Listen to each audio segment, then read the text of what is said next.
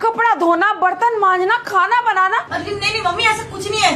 वो मैंने ना काम वाली को निकाल दिया था, वो बहुत चिक चिक करती थी, लेकिन घर के सारे काम मैं करती हूँ। वो आज मेरे सर में दर्द था तो मैं थोड़ी देर लेट गई।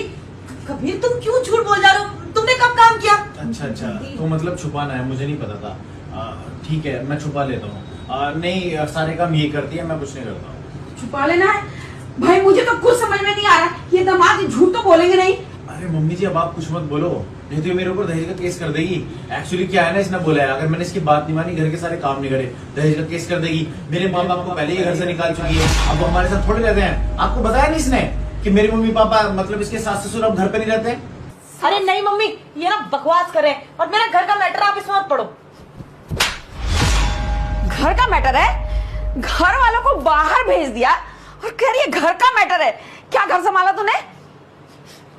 सही कह रहा हूँ मैं, ये बिल्कुल सच बात है। एक्चुअली क्या है ना, इससे हमें दब के रहना पड़ता है, क्योंकि इसने बोला हुआ है कि अगर हमने इसकी बात नहीं मानी तो झूठा दहेज का केस लगा देगी और मारपीट का केस लगाएगी। अब कौन चाहेगा उसके बूढ़े माँ बाप इस उम्र में जेल जाएं या कोर्ट कचहरी के चक्कर लगाएं?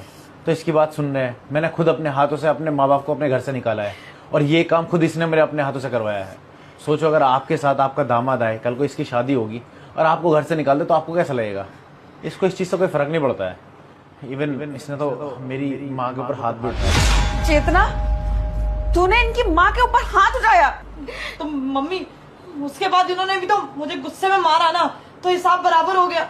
हाँ दीदी, अगर कोई बेटे के सामने उसकी मम्मी पे हाथ उठाएगा तो इंसान थप्पड़ मारेगा ही, और थप्पड़ तो क्या, उसे तो लाख घूंसे भी बजाने चाहिए। वो तो शुक्र है कि जीजा जी आपसे इतना प्यार करते हैं, इसलिए आपको एक थप्पड़ में छोड़ दिया।